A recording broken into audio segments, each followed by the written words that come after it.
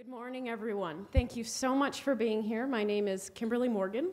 I am a Fordham College Rose Hill class of 2004 alumna and soon to be, thank you, Mr. Riley, and soon to be graduate of the Graduate School of Business Administration and your Associate Director of Alumni Relations. So again, thank you very much for being here this morning. We're very pleased to see all of you. Without further ado, I'd like to introduce the Dean of Fordham College Rose Hill, Dr. Michael Latham. Thanks very much, Kim, and thanks to all of you for coming. It's really a great pleasure to welcome you here, especially to such a beautiful location. And it's also great to welcome you here at what is a very exciting time for Fordham College at Rose Hill. As a historian, I need to begin with a story. And I thought it might be interesting to tell you a little bit about how I first came to be involved with Fordham. As a kid, I grew up in Honolulu. My father was a Navy officer. My grandfather was also a Navy officer, and we were stationed at Pearl Harbor for many years.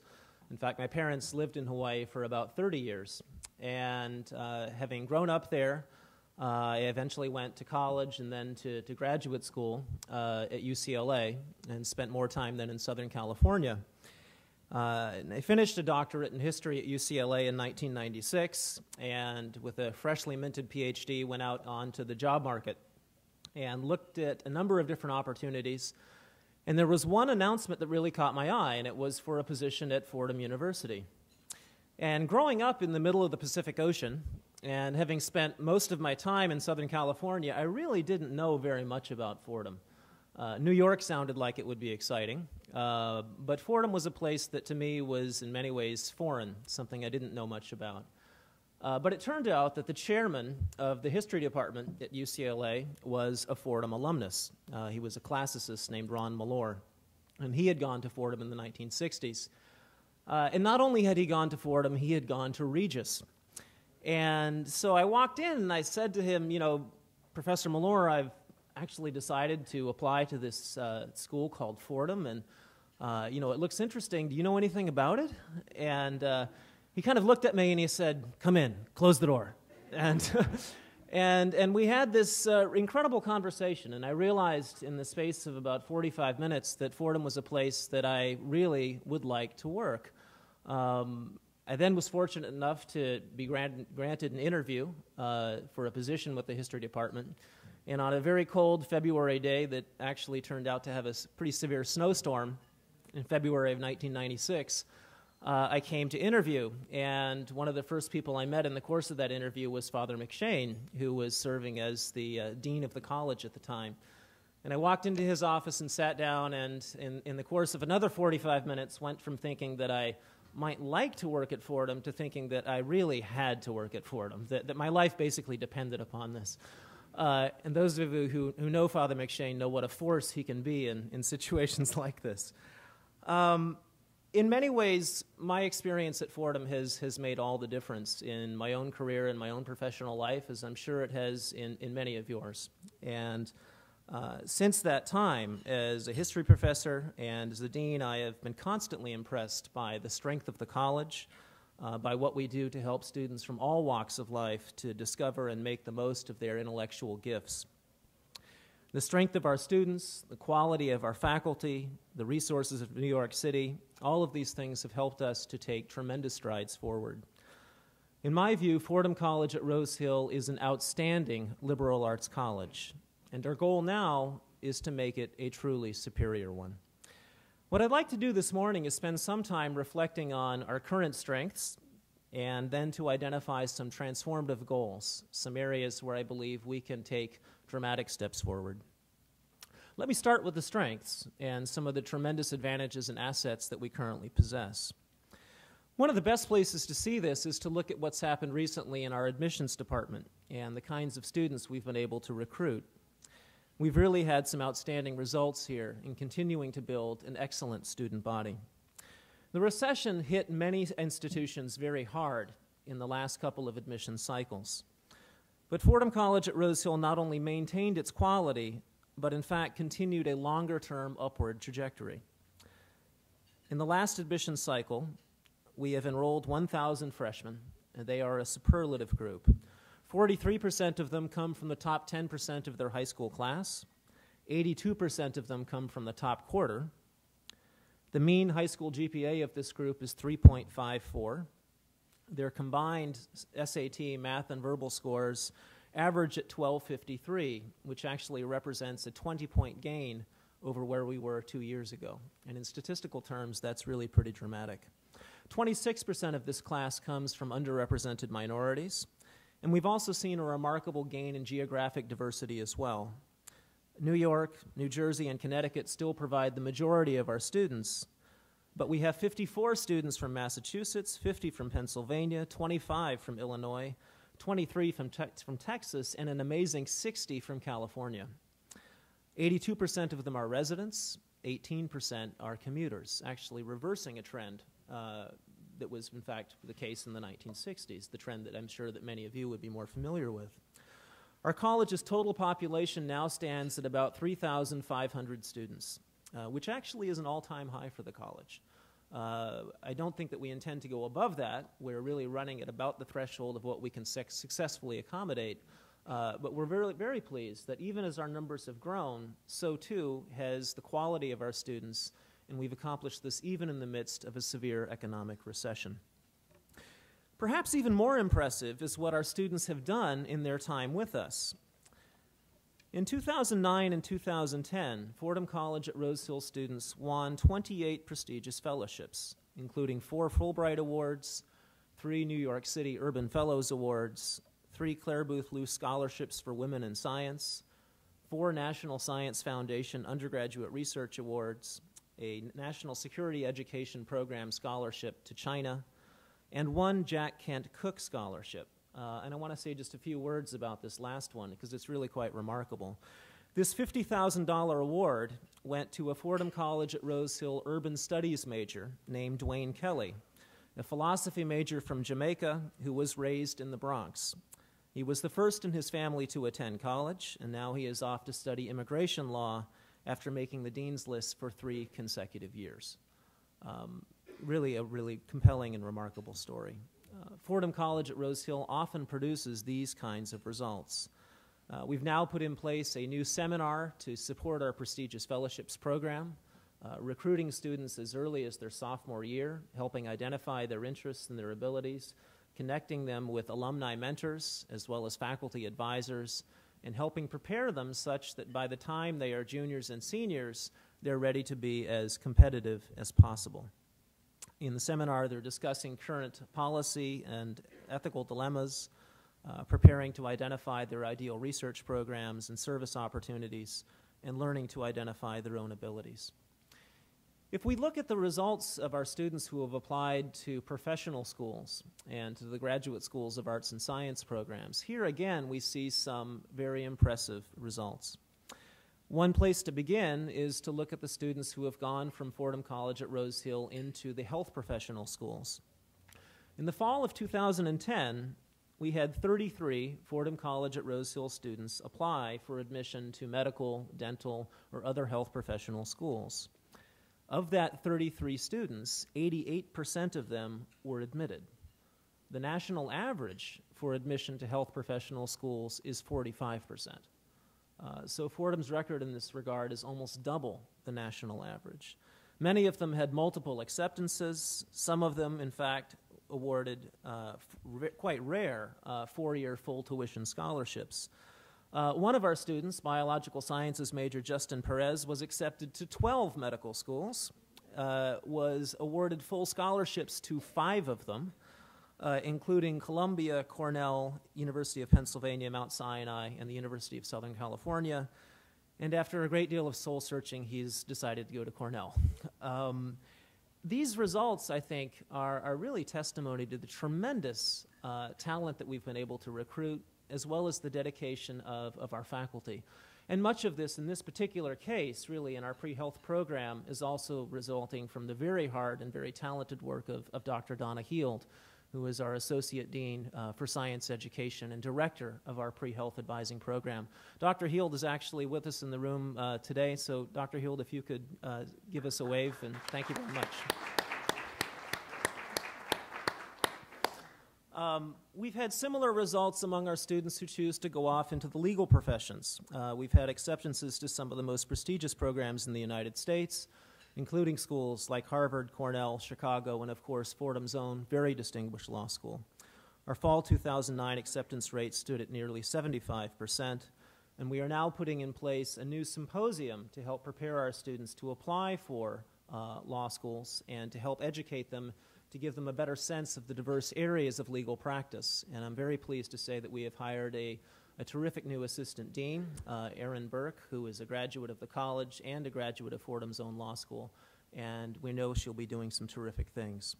As with our pre-med program, we are seeking to involve faculty directly in this and getting them involved in participation in mentoring and advising.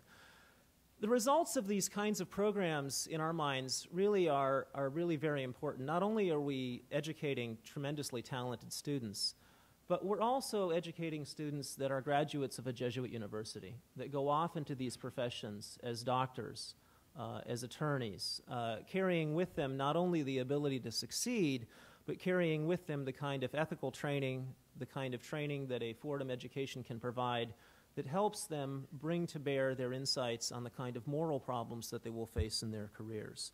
They have a commitment to social justice, which we think will serve them very well in these professions. Our faculty have also provided the guidance, the training, and the mentoring for those who continue on to their academic work in graduate programs in the arts and sciences, and we've had some tremendous results there as well. I could go on and describe these things in general terms, in abstract terms, but I really find that the most compelling examples are the personal ones. And I'm glad to say that beyond these statistics, these lists of accomplishments, it is the individual stories of our students, their interests and their personal commitments that perhaps best illustrates the character of the college and where we'd like to go. So to help illustrate that, I've actually asked several of these students to join us here this morning, and I'm really delighted to have them in the room with us. And I'd like to introduce them now. So students, as I call your names, please stand and remain standing. I'll begin with Stephen Fox, a senior from Dallas, Texas. Stephen is a member of the college's honors program and a mathematics major. He is also an engineer at heart. During the summer of 2010, with a summer science internship from Fordham College at Rose Hill's dean's office, he began to work on complex algorithms, but it was the computer science robotics lab that inspired him the most. In fact, Stephen spent so much time in the robotics lab that he got to know all of the night cleaning staff on a first-name basis because he was always there when they were there. Today, with the benefit of another research grant, Stephen is developing advanced 3D laser environment mapping for robot navigation. Caitlin Meyer is a junior political science major from Oakland, California. She is used to research support from Fordham College at Rose Hill to investigate women's participation in electoral politics. She is a former intern for Senator Dianne Feinstein, plans to apply for a Truman Scholarship as well as a Fulbright Fellowship to Nigeria. Caitlin is also the executive vice president of the United Student Government at Fordham College at Rose Hill. Jenny Portillo is a member of the Fordham class of 2011, double majoring in English and history and completing a concentration in American Catholic Studies. As a first-generation Hispanic American, she is especially interested in problems of human rights and development in Latin America, has recently applied as well for a Fulbright Fellowship to study the Brazilian government's social welfare policies. A volunteer with Change for Kids, which is a nonprofit literacy and fine arts outreach organization, she works as a literacy enrichment tutor and mentor with a group of fifth graders from Public School 73, an overpopulated and underfunded elementary school in the Bronx. Christy Bowden is a senior double majoring in political science and international political economy with minors in business administration and French. From Phoenix, Arizona, she is completing an honors thesis on the role of environmental non-government organizations in the climate change negotiations from the Kyoto Protocol through the recent Copenhagen Conference. She has traveled to India and to Bolivia with Fordham's Global Outreach Program and will travel to Doha, Qatar in the spring for an International Disabilities Awareness Conference before going to law school. Joshua Sobran is a senior, majoring in both physics and religious studies. At the end of his sophomore year, Joshua was awarded a summer undergraduate research grant from my office when he spent the summer researching the bound state of Eta Mesons under the direction of Professor Kwamwal Hyder. You'll have to ask him what that's about, because I don't think I can tell you. In the spring of his junior year, he was accepted into the prestigious National Science Foundation undergraduate research program and spent the summer at the University of Minnesota's physics department studying cosmic microwave background radiation. He will pursue a doctorate in physics, bringing together interests in science and theology to study the origins of the universe. Ryan Adams is a senior majoring in theology. During the summer, he used research support from Fordham College at Rose Hill's dean's office to study biblical Hebrew in Jerusalem. Ryan is also a member of the Fordham Club and a concentrator in American Catholic Studies. He is also the president of the Jewish Students Organization. In the fall, Ryan will attend graduate school in theology. Again, I could give you broad statistics about the strength of the college, but hearing these students' accomplishments, thinking about the range of their abilities, their talents, and interests, gives you a sense of the kind of students we continue to attract and the remarkable things they go on to accomplish. So if you would join me in a round of applause for all of them. Thank you.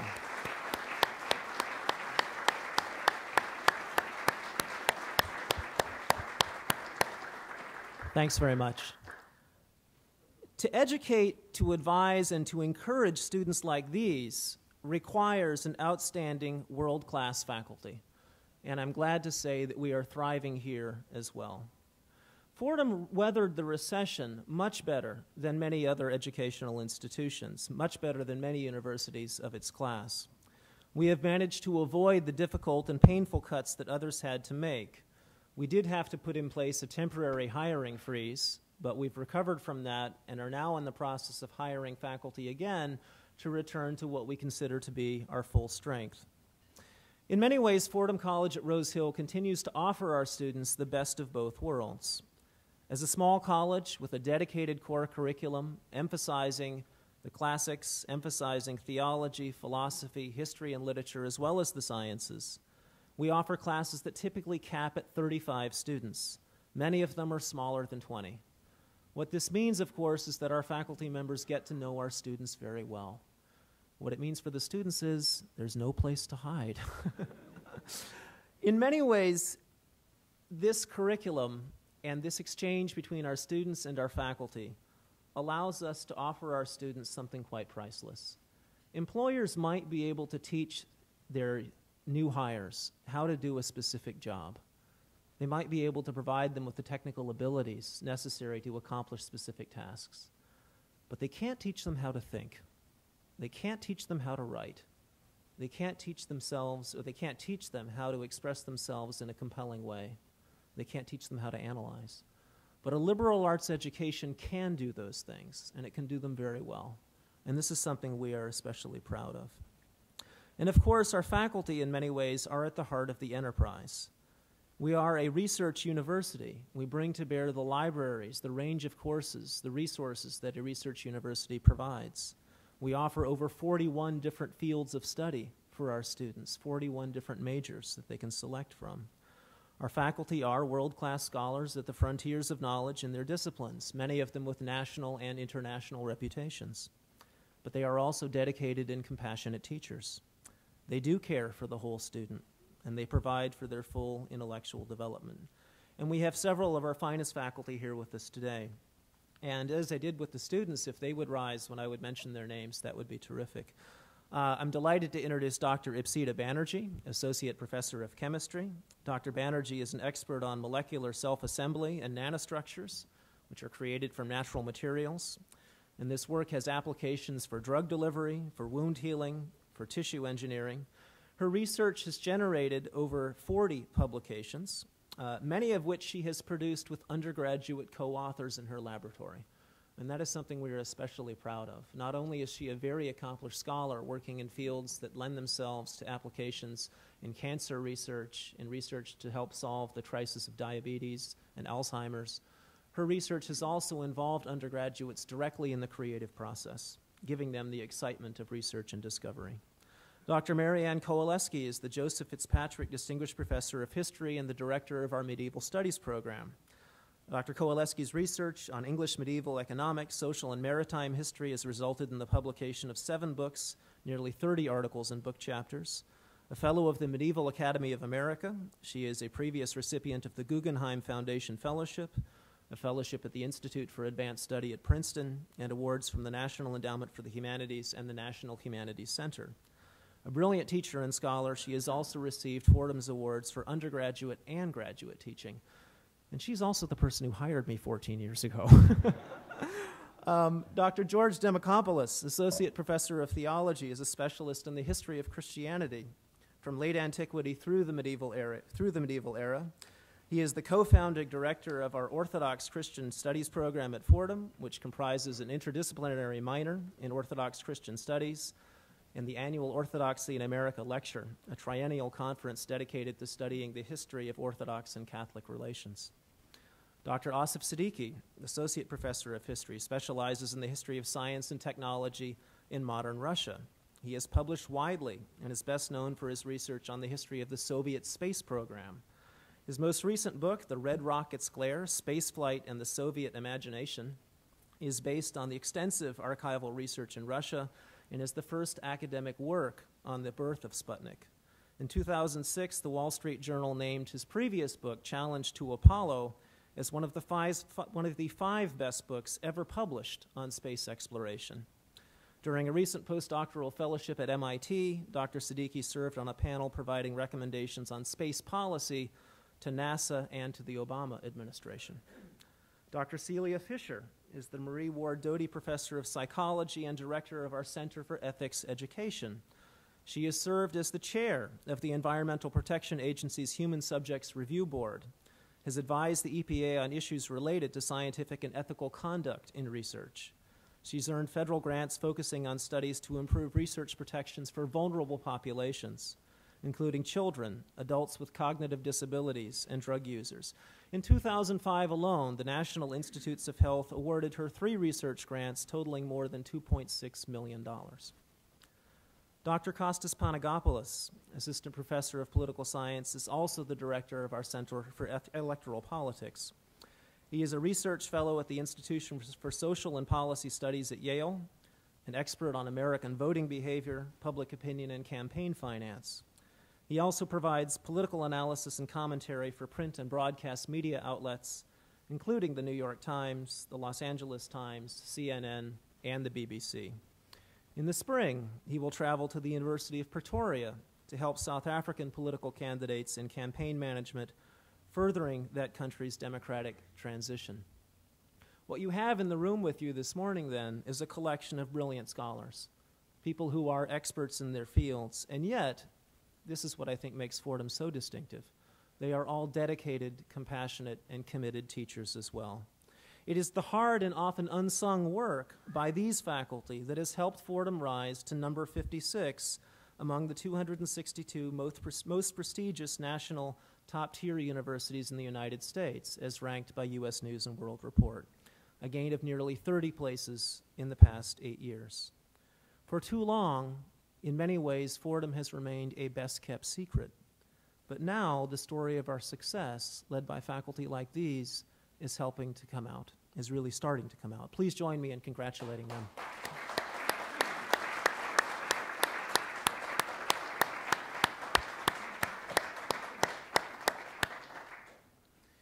This is all very encouraging and very exciting news. And as I was telling some friends earlier, this was actually a fairly easy speech to give because there was so much good news to share. And we should certainly take pride in all of these accomplishments. Backed by the generosity of our supporters, I believe that we are now ready to take transformative steps forward that will help Fordham become even more prominent in achieving many of its goals.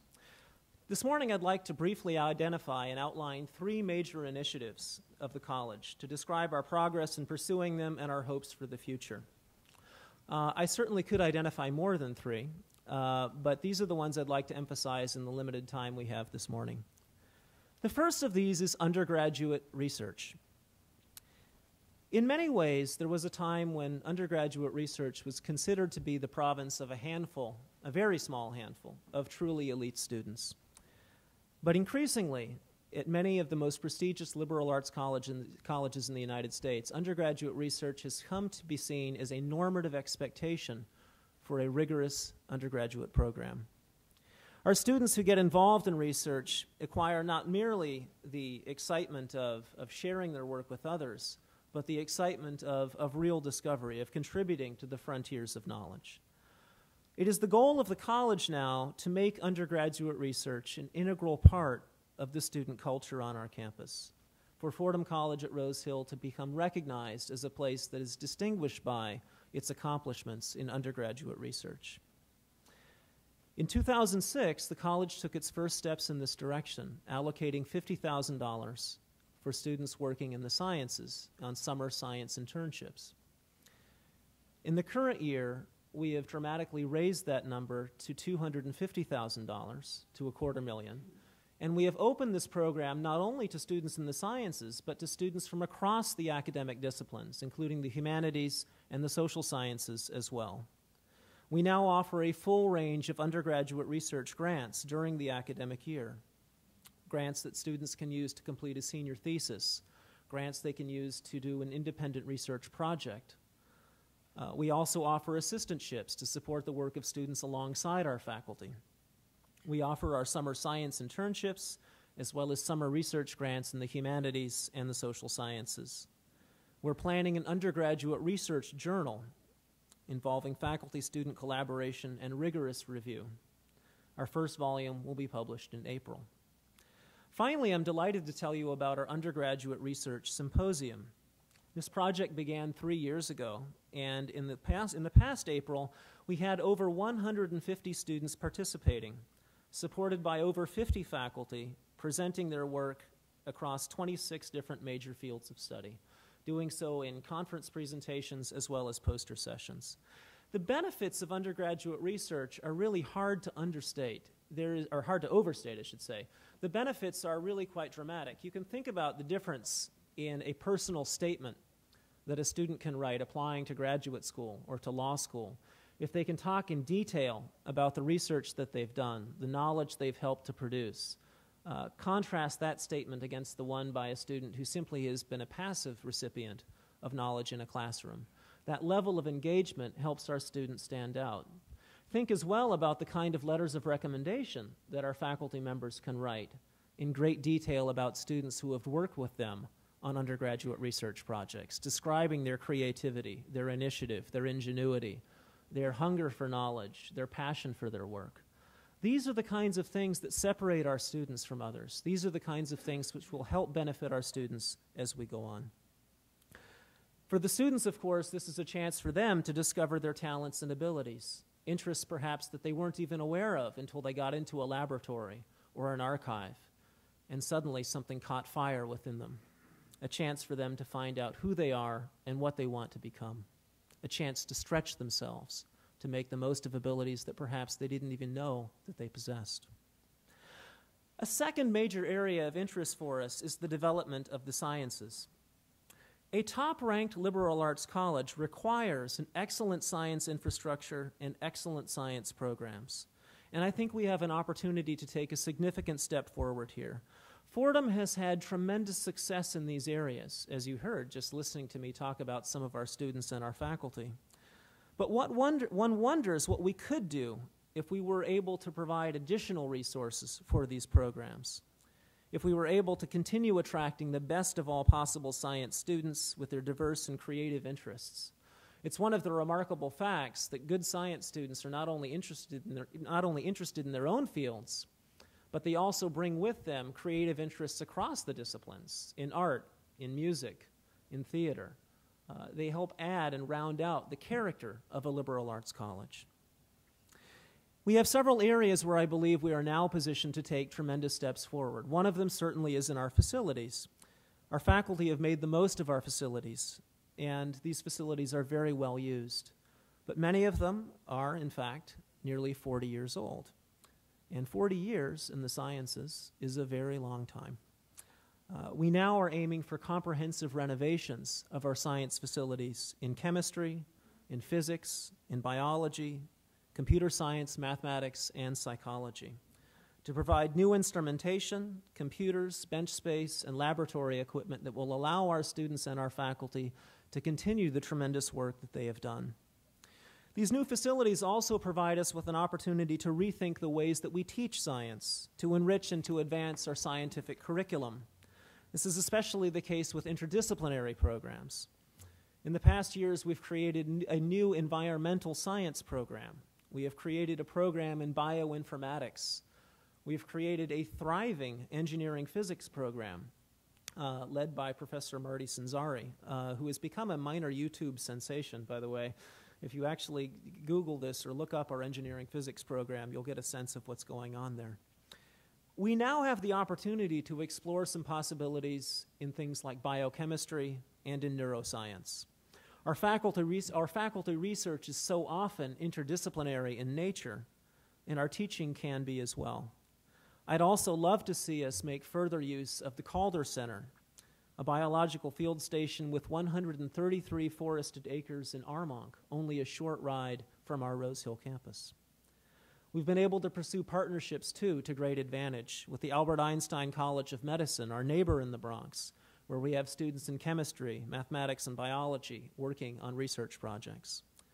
We've developed partnerships with the Bronx Zoo and its Wildlife Conservation Society. Our biology majors are working there in projects ranging from bird management to herpetology. We've also developed tremendous benefits and partnerships with the New York Botanical Garden, a site for students in environmental science and biology as well.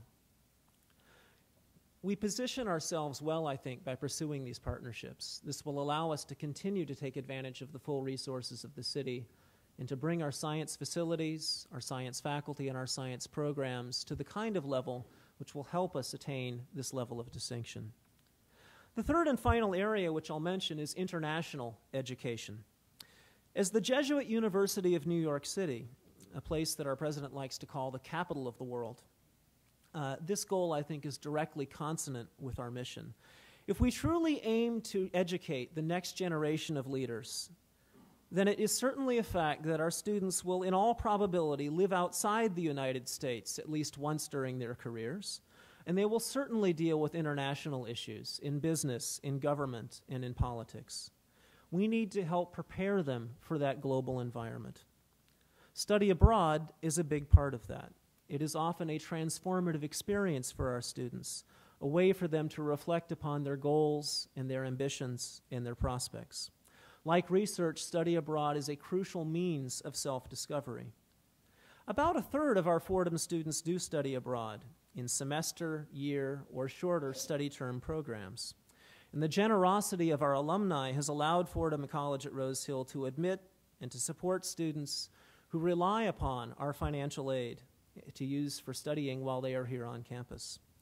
Our challenge now is to make study abroad available to every student who is academically qualified, to make this transformative opportunity one that students from all backgrounds might pursue to their great benefit. The college is moving to create dedicated scholarships to support that ambition, especially for programs abroad that have service components. Language training is an important part of this as well.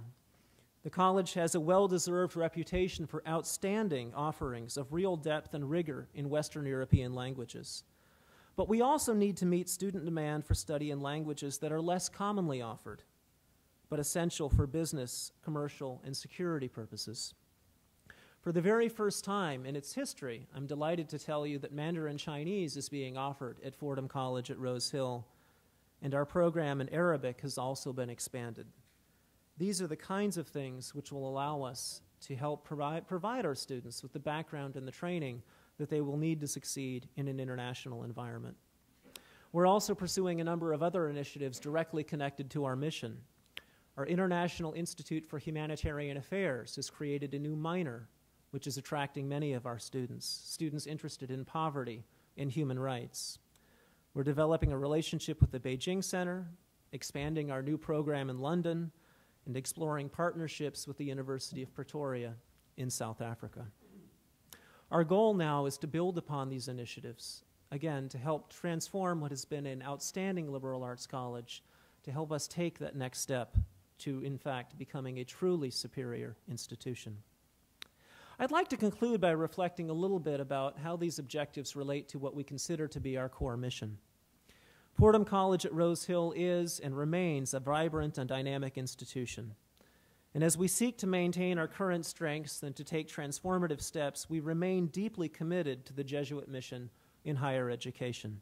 As many of you know, when they established the Jesuit order in 1540, St. Ignatius and his colleagues committed themselves to live fully in the world, serving all they could in a truly missionary capacity.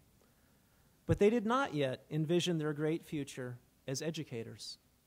Only 7 years later, however, the Sicilian town of Messina asked Ignatius to establish a school there, and other requests soon followed. And in addition to their famous commitment to rigor, to academic excellence, the Jesuits became dedicated to the development of each student as a whole person, seeking to promote their intellectual, their moral, and their spiritual growth. They also recognized the tremendous value in bringing together students from all walks of life. Indeed, as Ignatius himself wrote to the Provincial of Spain back in 1551, a new Jesuit college should be open to all who might benefit from it. That interchange among peoples of diverse backgrounds, he believed, would have profound results. He put it this way: from among those who are at present only students, various persons will emerge, some for the preaching and care of souls, others for the government of the land, for the administration of justice, and others for other responsibilities. In short, since young people turn into adults, their good formation in life and learning will benefit many others, with the fruit expanding more widely every day. That example continues to inspire us and to shape our values and our goals. As we admit, educate, and prepare women and men from all walks of life, we also send out individuals ready to act for the benefit of a broad, diverse community in an increasingly interconnected world. We see that impact at home, across our service organizations, in Bronx public schools, in tutoring programs, in soup kitchens, in women's shelters, and in peer health programs. We see it abroad as well, through student participation in our global outreach programs in India, El Salvador, and South Africa. And we see it in the ongoing work of generations of alumni like yourselves, all of them the beneficiaries of this remarkable, nearly 170-year-old institution.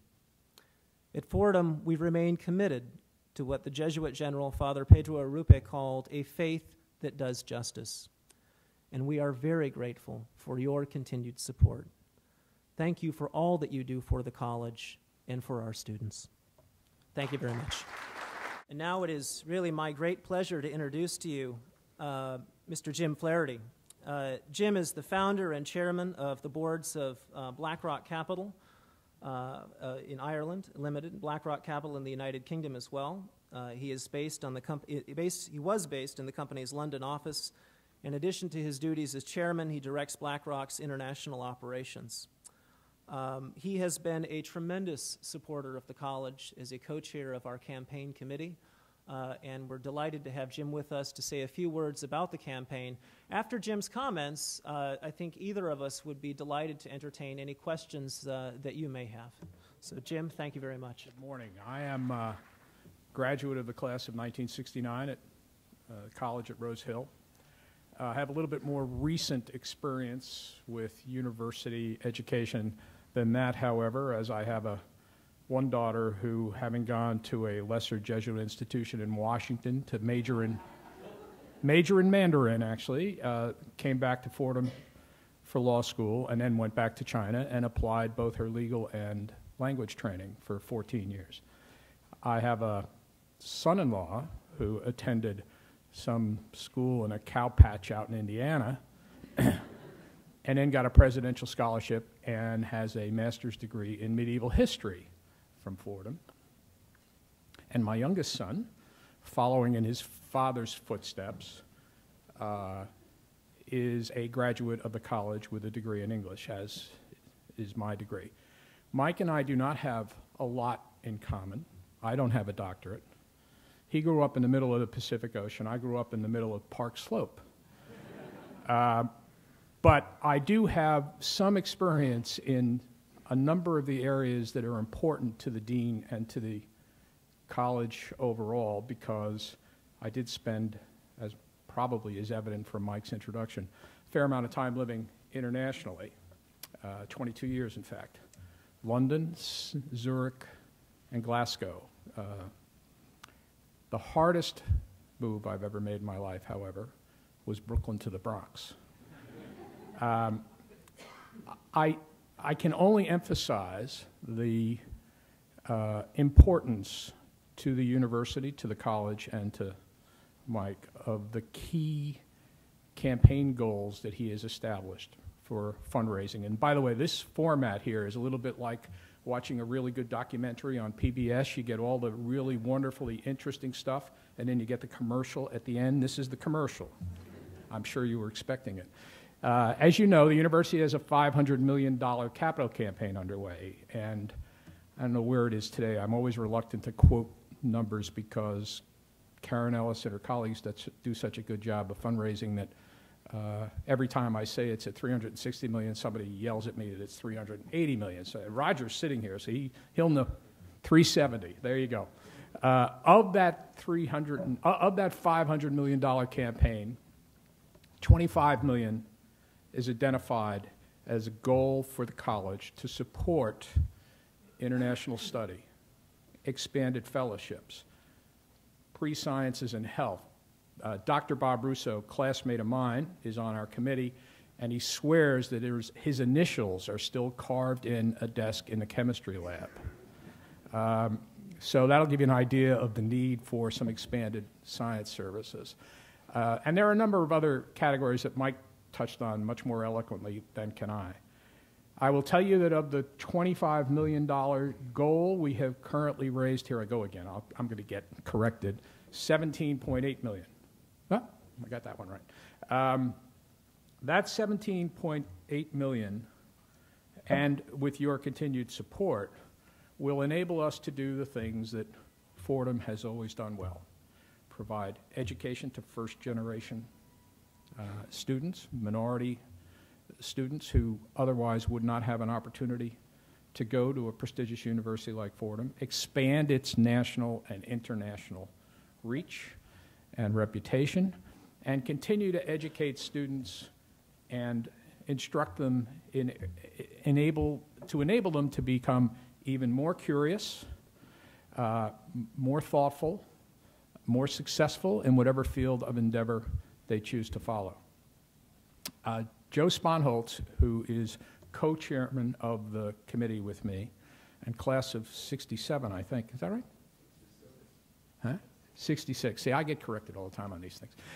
Has actually been working so hard, some of you may have heard from him, that he's torn his Achilles tendon, which is why he's not with us this morning. But Joe and I and other committee members have been working, some of us harder than others, most of them harder than me, to try and elicit support from our alumni to try to help Mike reach the goal. So I would simply ask you to consider, and most of you have probably already done so, gifts to the university. Some of you will undoubtedly be hearing from us. We have your names and addresses now, so we can get at you to try and meet, and we hope exceed that goal as part of the overall university goal. And just as a matter of probably parochial interest for me, I thought we were doing really well until the College of Business Administration went out of business a couple of weeks ago.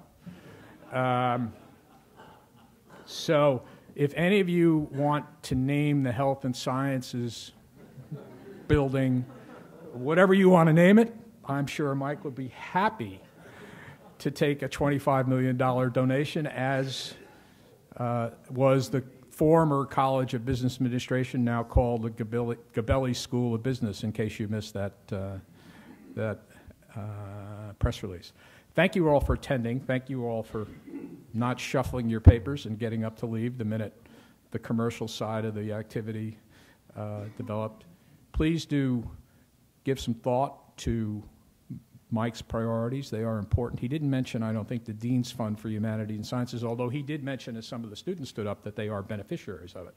And that is a very important discretionary, sort of like an earmark. It's a discretionary spending fund that Mike gets to use appropriately to support activities as well, which is another very important aspect of our capital campaign. So thanks again. Thanks very much, Jim. We have some time, and I would be delighted to answer or to address any questions that people may have, and I'm sure Jim would as well. And we have a microphone here, which we can pass to you, and so the floor is open. Just a question. When I graduated, I didn't have the talents of Ryan and all the other colleagues who stood up, and I was clueless, absolutely clueless, what to do. And I've been thinking about it ever since. I remain clueless, but I wonder whether the college and the university, particularly the Office of Alumni Affairs, are we doing anything to mentor the clueless Bill Connells and Ryans who might exist? Are we? I know you've spoken of graduate school and all the preparation for the different professional schools, but what about those of us that needed a little help, a little guidance? And we do have the alumni base, and it doesn't require money, but it requires one-on-one mentoring, perhaps. And is our college, is our alumni office, shouldn't we be doing more in that regard? I thank you for the question. I would love to see us have more alumni engagement in mentoring.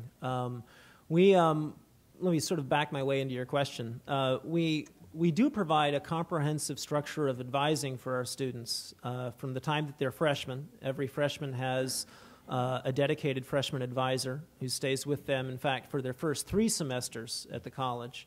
And then at the time that they declare a major, they are assigned, or in many departments actually identify, their own faculty advisor who stays with them during the course of their academic study. We also are, in fact, moving to put in place more of these alumni mentoring opportunities.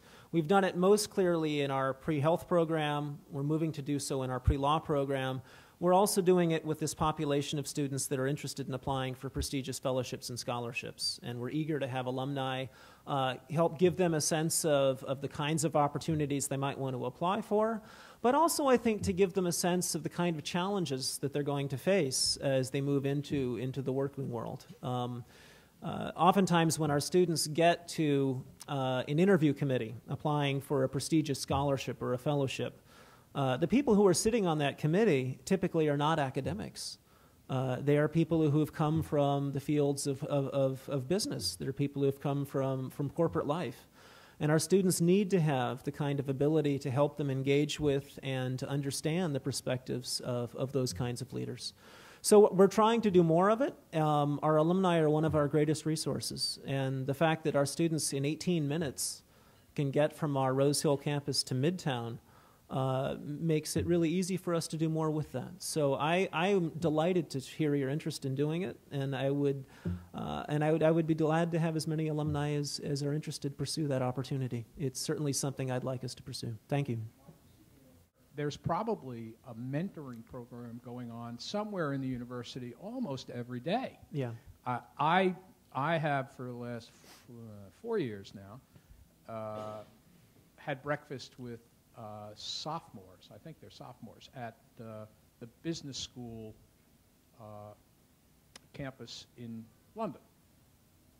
And there used to be 20 of them, and they're now, I've run out of space at the Royal Automobile Club. There are 38 of them. I can't, one, it's getting very expensive to feed them, but 2, there's just not enough room. But I am constantly amazed at the number of those kinds of mentoring opportunities, which did not exist when Mr. Connell and I were at Fordham, that are not only exist, but are well publicized within the university and well taken advantage of by students.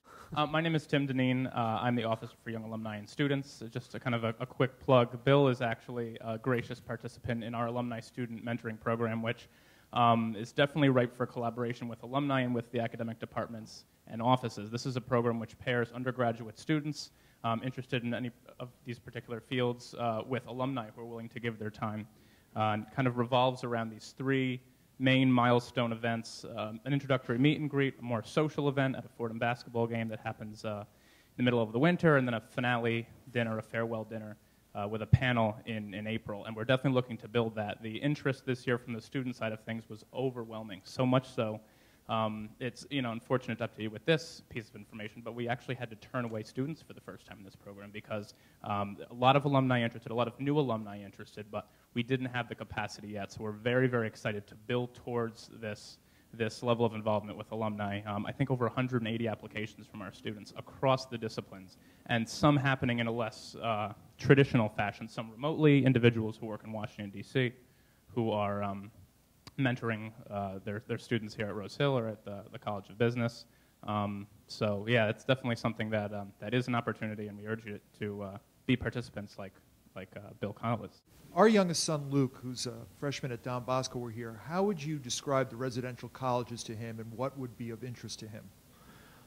Thanks for asking. We have a number of what we call integrated learning communities within our residential colleges. And what these involve are trying to build academic communities within the spaces in which our students actually live to try to promote the intellectual life of the college. One of the ones I'll speak briefly about is our Manresa program, in which entering freshmen who are living together in the same residence hall all take courses, seminars, with faculty members who also serve as their freshman advisors. So all of the students in this residence hall are taking the same kind of seminars. They're all enrolled as classmates in different seminars, and then all of them have those professors as their advisors. In addition to this, the faculty members also program a number of what we call sort of additional or fourth-hour events beyond the additional typical class time. So when I taught in the program, which I did for 2 years, I taught a course on the history and the impact of war on American society, because that's my own field of research. And so for the fourth-hour activities, I took students on walking tours of Revolutionary War sites in Manhattan. We went to the American Historical Society. We went to see specific art collections at the Frick, which lent themselves to the things we were studying. So the idea is to sort of build a community among the students, to get them very well connected with a faculty member, and then to have a lot of this programming expose and introduce them to the city, but also to build a community within the residence itself. So for example, the first year I taught in the program, I actually held my classes in the residence hall. And then in the second year I chose not to do that, but I still spent a fair amount of time there, having dinner with students, spending time with them. A lot of the best interactions between students and faculty typically take place outside the classroom, in more informal conversations, and we wanted to create a space for that to happen. So these integrated learning communities are ways that we've been able to enrich the residential life of the college, and it's one of the things our students find very attractive. We've just created a new one, which is for upper class students, for sophomores and juniors who are especially interested in public service. And a lot of the students in this group are interested in government. So, of course, we nicknamed this new integrated learning community the West Wing, as it is the West Wing of O'Hare Hall. So, but this is the kind of thing our students are really excited about, and our faculty find this really enjoyable as well.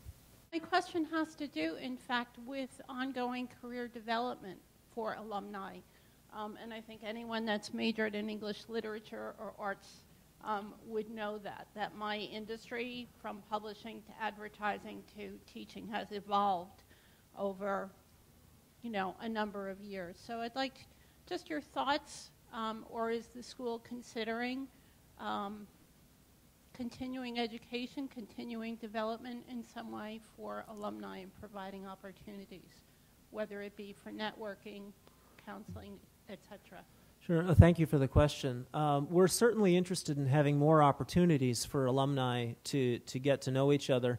We're doing some of this in the capacity of having actual specific departments. Our English department, for example, has been bringing and inviting alumni to come back to campus to meet with our students. In fact, they recently had a program which they bravely titled, "What Can You Do with an English Major?" And the turnout was terrific, not only among students, but they are actually reaching out to bring more and more alumni into these discussions too. The purpose of which would be to give students a chance to think about the range of things that their degree might lead them to, but also to give alumni the opportunity and the space to get to know each other and connect each other, many of whom would come from the same field. There was a time not too long ago, and I used to participate in this, in what was actually called the I think it was called the Alumni College, which was a day-long event at which we had faculty members, and I remember presenting lectures at these events, in which we had faculty members presenting a series of lectures on topics of interest that our alumni would come to. That's something that we're considering. We're also considering adding to our slate of typical annual lectures, which are open to alumni for their own sort of edification and interest. And I'd be delighted to talk with you and others more about suggestions for things we might do there. And I think one of the things about Fordham that was very important to me was the sense of a moral compass that it provided. Admittedly, sometimes it was spinning around in somewhat odd directions, but and I guess I sort of see, as the years have gone on, you see students and trending in different directions. There's discussions about students becoming more conservative in many ways. But I think we're at a point in time now where our society is really also at another critical point. And I'm sort of wondering how the college is addressing that and how the students are, in fact, dealing with it. Because, again, I think a lot of it is not necessarily formalized through it, but it's how are the students reacting to what some of the pressures in terms of the environment, in terms of issues like immigration, issues of intolerance and that. What's the sort of sense of the college these days? Thanks for the question. I think that we certainly do see a student population that is deeply interested in the kind of issues that you mentioned. I guess I think it shows up in two main ways. In terms of the curriculum, what we've actually been seeing is a growing student interest in some of the issues that you specifically mentioned.